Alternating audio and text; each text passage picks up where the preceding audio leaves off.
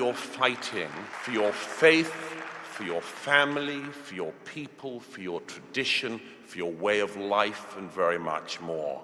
We've wasted so much time in recent years. We've wasted so much time. People have made us move at such a retarded speed. We've had years of talking about the most basic things that our species knew, men and women, what are they? Come on. Who had time for this? There has been a civilizational cost to be made to go at the speed of the slowest kids in the class. I would urge that our great task is to reclaim what is ours, to say that we love it, and that if people wish to join us in the veneration of this civilization, they are very, very willing to do so. If they don't wish to join us, there are other places they can be. What's going on, everybody? Welcome back to the channel. Hope all's good wherever you are. The ARC convention took place a couple days ago in England. This is a speech by Douglas Murray. Douglas Murray, a person who I think is brilliant, who I'm a big fan of. I've read all his books. He's got a new one coming out. And if you're somebody who is into the war on our Western cultures, Douglas Murray's written 3 books. The War in the West, The Madness of Crowds, and The Strange Death of Europe are all excellent. Let's get to the speech. Perhaps I could just start by saying that I think that the challenge that Philippa and the organizers of this conference have laid out is much bigger even than we speakers have been told. It's a sort of challenge upon a challenge to be invited to be optimistic about the future from the wastelands of East London. And I'd like to tell all foreign visitors to this conference that if you go just a few miles from this conference center, you'll find a most charming and historical city with many landmarks worth seeing.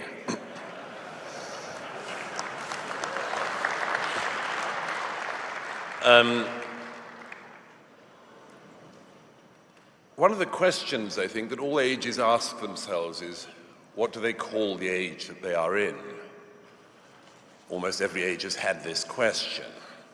Most recently, the age of modernism asked what comes after modernism, and the rather unoriginal idea was postmodernism.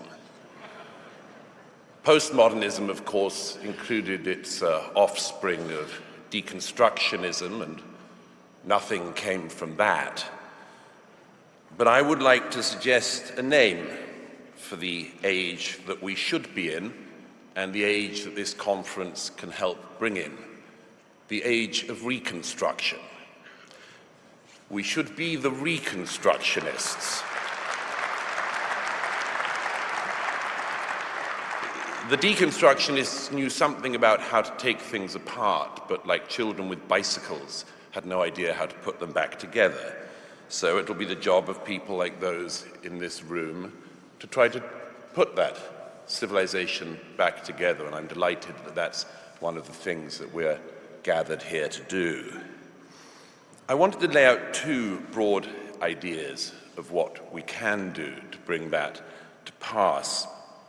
First, let me just give an example. Since we are in Britain and there are many Europeans here, I might just make reference to the fact there seems already to be, not in this room, but in Europe, widely a certain contempt for innovations that are occurring in the US, not least at governmental level. There's a whining and a howling about, for instance, Doge's attempts to not just stop government waste, but actually to reform by exposing government waste. One of the great advantages of Doge so far is that you don't only see a way in which a country like America might balance the budget, but in stripping away all of those layers of bureaucracy and budget, you also unveil underneath it the kind of rot that our societies have been willing to put up with along the way. I gather that the administration in DC is looking to do, after USAID, something which was found to be so rotten that it had to be gotten rid of in its entirety, is looking at doing the Department of Education. In America, In America, as in the rest of the West, there is no greater task to do. In New York State, where I spend much of my time, an average spend at a state school is now per pupil around $35,000 a year. For that sum, K through 12 students finish with only just about half of them with basic literacy and half with basic numeracy. So nobody can tell us that money is the problem. Money is not the problem. You could keep throwing money at this problem and you can still create more and more illiterates. Guys, sorry to stop it right here. If you don't mind, though, just smashing that thumbs up button for your boy. It goes a long way to help me out. And also, if you're not yet subscribing, this is not your first time here, hopefully this will be the day that I can earn your subscription. Let's get back to Douglas Murray. Yeah. So I just wanted to mention briefly the two things I think that can be looked at. The first is, of course, innovation. Again, for those of us in Europe and in Britain, there's an enormous amount to learn rather than to scorn the American experience. There are reasons why so many of the unicorn startups are from America, why disproportionately they're still from America. There must be something that they're doing right. In this country, we still have a situation where 1 in 5 of the working age population simply do not work, and we, the rest of the taxpayers, subsidize those people not to work. And this seems to me to be a great national scandal, but still something which our governments don't care to address. To my mind, one of the great explanations for this disparity in innovation between Europe and America is a very simple question. It's our attitude towards risk. The idea in America remains that life is indeed risky, that success is risky. And in much of the rest of the West, we've fallen into a kind of complacency, which is a sort of welfarism. When I returned to the UK recently, I discovered that the great debate in the UK was about how to kill the elderly more efficiently. And I was struck that the only argument that any Labour minister could make against euthanasia coming online with the NHS was that she didn't think that the NHS was capable of performing euthanasia efficiently. I mentioned in The Spectator at the time that this was, I think, wrong in one important degree. The NHS is a world leader in killing the elderly. It's just that they only kill the people who don't want to die. The NHS, to which endless governments in this country pour money, is always told to us to be the envy of the world, and yet, of course, none of us can find a GP appointment. But I wanted to mention one other main thing, and to do so, I just want to reflect on something that's been much on my mind in the last couple of years. I spent most of the last couple of years in Ukraine and a much lengthier time in the Middle East covering the wars there. And when I returned to the UK in December, I bumped into a politician friend from Westminster and I was extolling the virtues of the IDF, with whom I've been embedded for much of the last year in Gaza and Lebanon and elsewhere. And she said to me, isn't it remarkable that extraordinary events throw up these extraordinary people? I was singing the praises of the amazing young men and women of the IDF as they battle the death cults of Hamas and Hezbollah.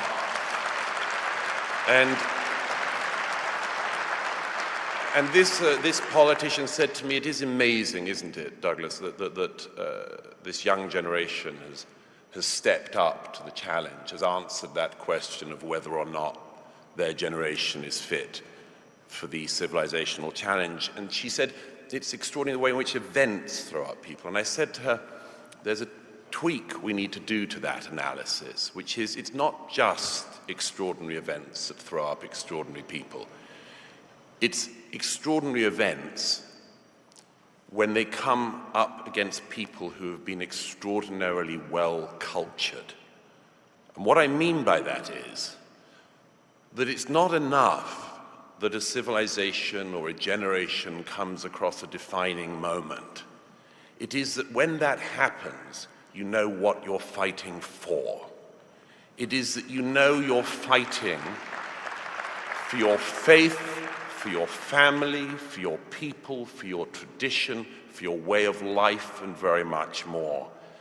Clever people can sometimes say very stupid things, and in a recent interview, Yuval Noah Harari, who wrote *Sapiens*, was asked if there was any book that he would recommend that people could read in the present to understand the future that's coming, and he said no, he couldn't think of such a book because change was going to be so incredibly fast. And I said a couple of days later at an event in Jerusalem, that's flat out wrong. Change has always happened. And if you want a book to guide you, how about having the book that guided your forebears? Now, to do that, you have to come to the second thing I wanted to mention this morning that you need for civilizational renewal, and that's the ability to look back. To look back. We've wasted so much time in recent years. We've wasted so much time. People have made us move at such a retarded speed. We've had years of talking about the most basic things that our species knew, men and women, what are they? Come on. Who had time for this? Who has... And the problem is that there is a cost to this. There has been a civilizational cost to be made to go at the speed of the slowest kids in the class. Now, one response to the era of mass migration that I've written a great amount has been what I've described as the deculturation of our societies. The idea that in order to welcome people into our societies, we effectively have to pretend that we are uninteresting places, unimportant places until migration makes us interesting. And I just wanted to mention an analogy here, which my friend Eric Weinstein, who's come in today from LA, gave me this idea a while ago. He said, as a boy, he had the impression that ice cream was something whose base flavor was vanilla, and all other flavors were added on top of vanilla. And he said it was only at some point in his youth that he discovered that vanilla itself is a flavor, and a very complex flavor. Now, we in the West have created an extraordinarily complex and rich flavor, and we have spent recent years pretending that we have no flavor, or that flavor is something that only other people bring to us. And this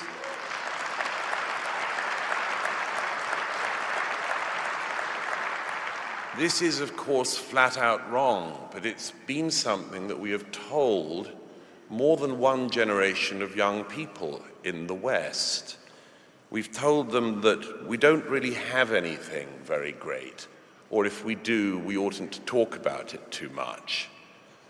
And I believe that that is flat out wrong, because what we have in cities like that just a little way up the road, and in the cities of Europe and the West, are the greatest civilization that the world has known. And we have the choice.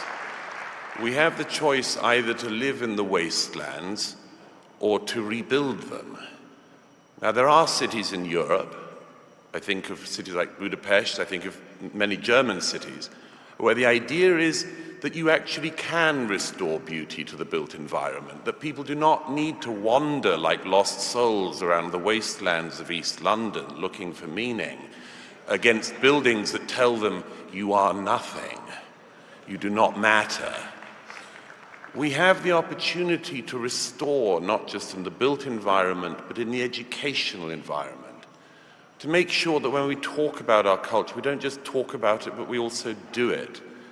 For people to realize that our culture is not just something they revere, but something that young people can add to understand the conversation, the poetry of mankind, to understand that just because Mozart is great does not mean you cannot build on Mozart.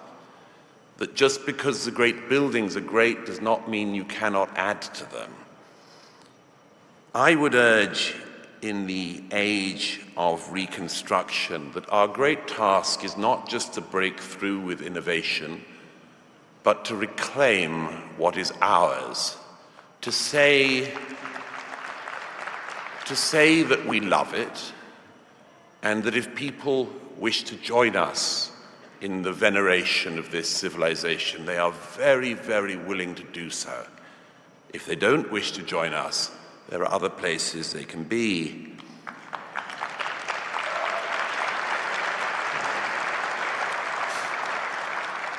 Everybody knows that those of us who revere T.S. Eliot revere him in part because he told us, and indeed tells us still, that a civilization can be reclaimed even at the 11th hour. But even in this hall, I would say that there is another possibility as well, which other philosophers, Strauss and others, also give us, which is the possibility that civilization can also be reclaimed even at the 13th hour, even in the most inauspicious circumstances, and most importantly today, from the most inauspicious of locations. Thank you.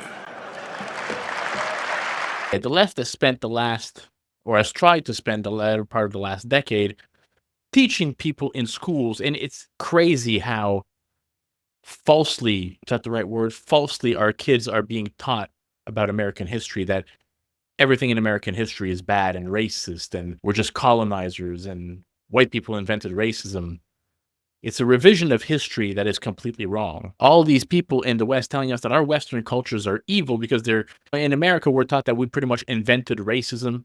Everything white is bad, and every white person is racist. That's what the critical race theory people would want you to think. This is what these Marxists want you to think. They will tell you that 400 years ago, because they're mindless disciples of the 1619 Project, that's when racism was invented. Not taking into account that there's another whole planet that racism has been running rampant since the beginning of time.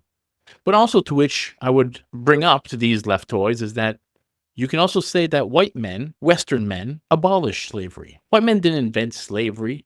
We abolished it. Western cultures, like Douglas Murray talks about, are responsible for some of the greatest inventions in modern science, in modern time, for the greatest advancements in the world that have ever been there, from our Judeo-Christian countries. Skyscrapers, defeating the Nazis, modern medicine, inventing cars, the electricity, space travel, antibiotics, the discovery of DNA. We've written in Western cultures some of the greatest novels and plays and poems in history. If you think about it, most advancements in modern science have been from Western cultures. Mathematics, the microscope, GPS technology, the internet, refrigeration, photography, the printing press. I can go on, plastic, eyeglasses. All advancement made by Western people. So he's right when he says it's time to take our culture back, our countries back. And the left will try to make you think that that's some racist nonsense. It's not about color of skin, it's about culture. Racism and all these things are prevalent in parts of the world where white people are not. And they are prevalent in a much, much more brutal package, even today. Western cultures, especially white Western cultures, are responsible for the idea that all men should be treated equally, regardless of where they're from, regardless of the color of their skin. And that didn't exist, leftoids, 400 years ago. Now you can make a case that our ancestors were not perfect at this concept, but they are the ones who came up with it. But they also, at the time, shared the flaws that were ubiquitous with those times in all humans across the globe. But Western cultures have set the stage for the greatest free economies the world has ever seen, the greatest inventions mankind has ever seen, and we have to get back to being proud of that. Western cultures have set the framework for the best civilizations in the world.